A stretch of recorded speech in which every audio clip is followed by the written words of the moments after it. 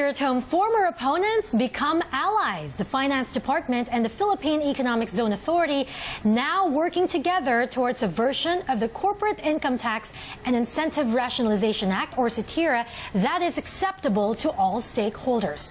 But as Warren de Guzman tells us, the two agencies' cooperation is not the end of the battle for the government's tax reform package. Take a look.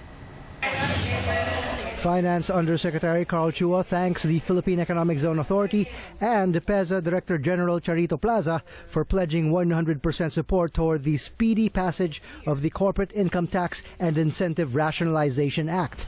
He also confirmed the Finance Department is now open to all of the proposals PEZA will be putting forward regarding CITIRA, which Plaza enumerated exclusively to ABS-CBN last week. They agreed on the principles: performance-based, targeted, time-bound, transparent. There are some proposals that have been suggested to lengthen the sunset.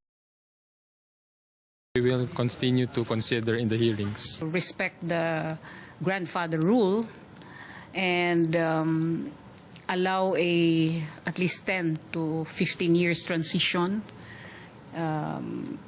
or retain the GIE regime, the ease of doing business, which is the best practice of PEZA. We are open to all the proposals.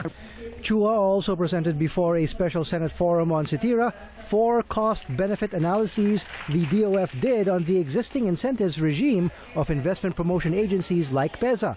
One methodology, the implicit labor subsidy, or how much it costs government to create each job based on the incentives and job creation of locators, shows it costs government 2.8 million pesos on average to generate one job from 2015 to 2017, and over 3 million pesos per job in 2017.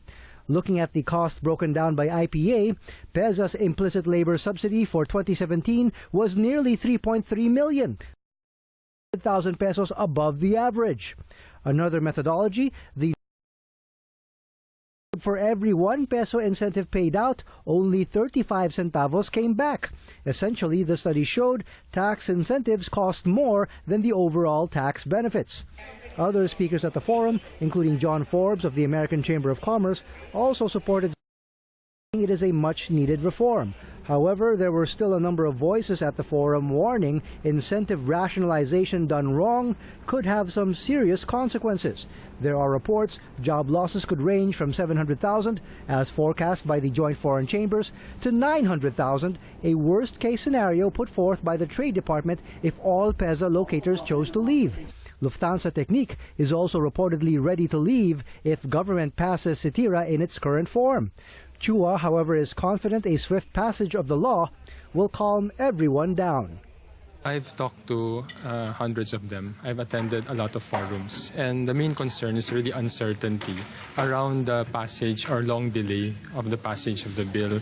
And many of them come to the Philippines because of many other factors. So once they see the bill in place and consider all the other factors, then they make a decision. And our estimate is that they still invest in the Philippines.